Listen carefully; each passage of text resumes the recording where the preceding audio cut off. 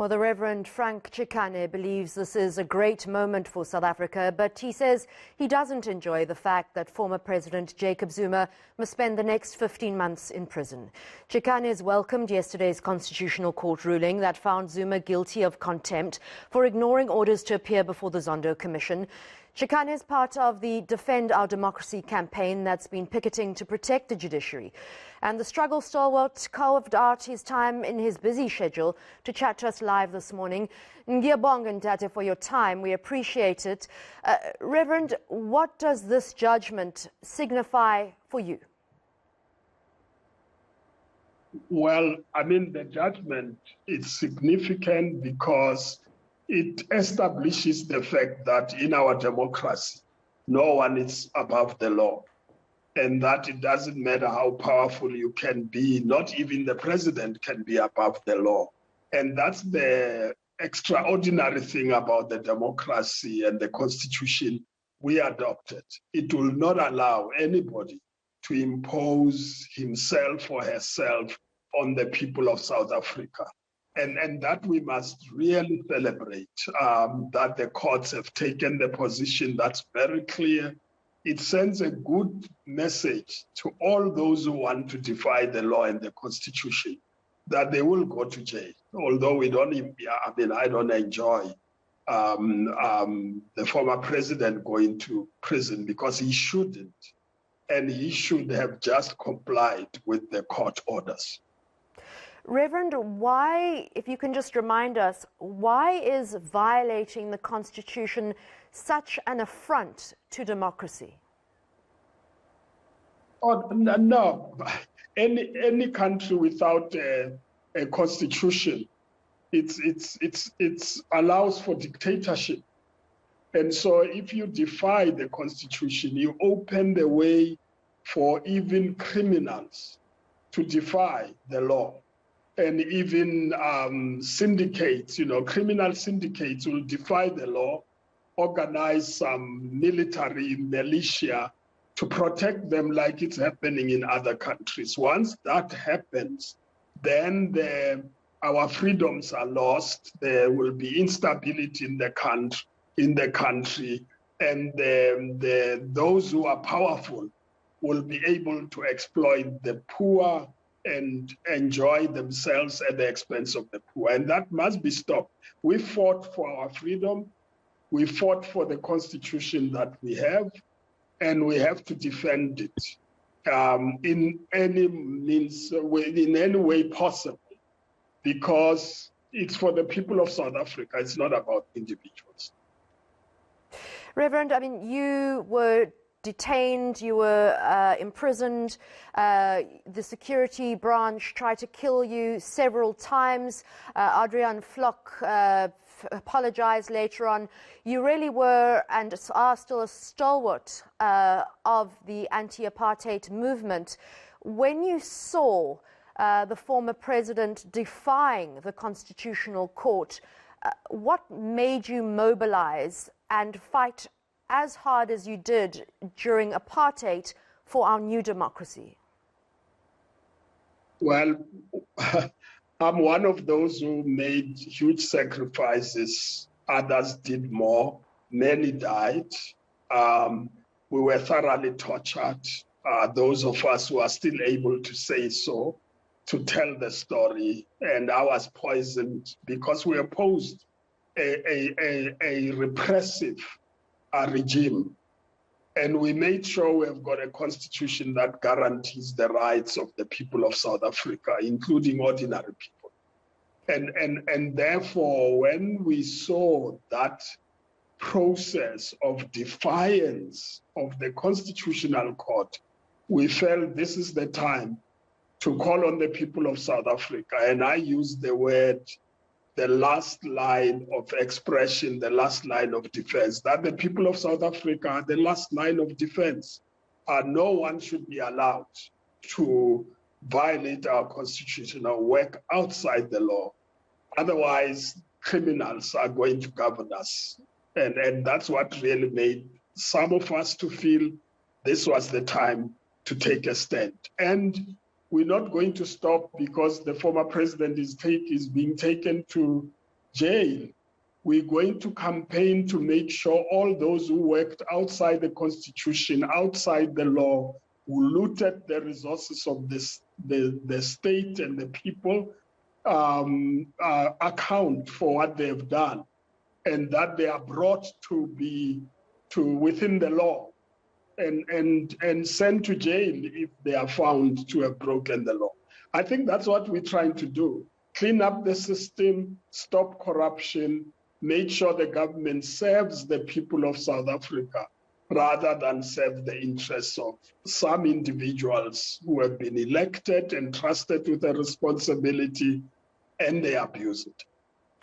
An editorial this morning in one of our newspapers was saying the age of impunity is now over, and it seems that it was because of a lack of consequence that so many of our leaders and civil servants were able to, as you say, loot our coffers and were able to get away with criminal acts. I mean, they did it because they could. Do you think this is a turning point? Well, it's a major turning point. It's a signal to everybody who thought they would never go to jail, that they will go to jail. If you break the laws of this country, if you steal, if you engage in acts of corruption, you will go to jail. And there are many of those who have already done it. There are cases going through the courts. There are going to be many more that are going through because people worked. They did things, out of impunity. They actually thought we'll never be arrested, so let's continue exploiting. And they collapse state entities and make them bankrupt, make them fail to serve the people. We, as the people of South Africa, cannot allow that. And so this is now a signal of the end of that history of impunity, and that everybody must begin to act in a way that's legal. If you are elected, serve the people for the purpose for which you were elected. You're not there to serve yourself and enrich yourself. Then you must go and go into business, don't go into the state. And the private sector entities, business people who have been collaborating in looting the resources of the state must also go to jail. I think that's the beginning of the end, and we hope that even leaders who get elected, there will be no leader who's corrupt, who's going to be elected to lead us. I mean, former President Zuma, he's 79 years old. He has a fraud and corruption case still hanging over him. And the years have not been kind to his integrity and of his own doing, you could argue, and his reputation. There's some sadness, though, I suppose, in this is the way a man who fought hard during apartheid's legacy will be remembered. Yeah, that's why for me it's very painful. I mean, I know Comrade Zuma for a long time. I didn't expect that his future would end up in the way it is ending. I expected him to be a defender of the Constitution. He took an oath to defend a number of times. I expected him to take a stand against corruption and make sure that no one act in a corrupt manner. I expected him to even say to those who are angry amongst us that the solution is not corruption, but it is actually to make sure we spend the resources to change the lives of the people of South Africa. So I really regret. I mean, I expected him to change his ways over the last 6 months, but he chose to say, I would like to go to jail for this. For him, it's a principle. For us, it's really opening the floodgates for criminals to work outside the Constitution. And so there's no choice at this point. Some people are saying, why don't you pardon him? He's very old. And my view is that you couldn't even, I mean, it's complicated to talk pardons in terms of our Constitution. But even if you wanted to do that, there has to be remorse. There has to be absence of defiance. There has to be an act that says to those who want to follow in terms of defying the Constitution, don't do it. And if they do it, they must go to jail. I think that's really the unfortunate part of it. I sympathize with those who are supporting him, but they need to learn a good lesson. If they support him by mobilizing to break the law and violate the prescripts of the Constitution, then they're going to pay a big price, and they shouldn't ask for sympathy from us. Reverend, quick last question, just pulling on your experience as all the years you spent in the office of the presidency, does a convicted former president still entitled to a pension, security for his spouses, and all the other perks that go along with being a former president, such as all our presidents, including F.W. de Klerk, is entitled to? Yeah, you know, I left government a long time ago, so I can't speak on behalf of government. I also am not an expert in terms of the law.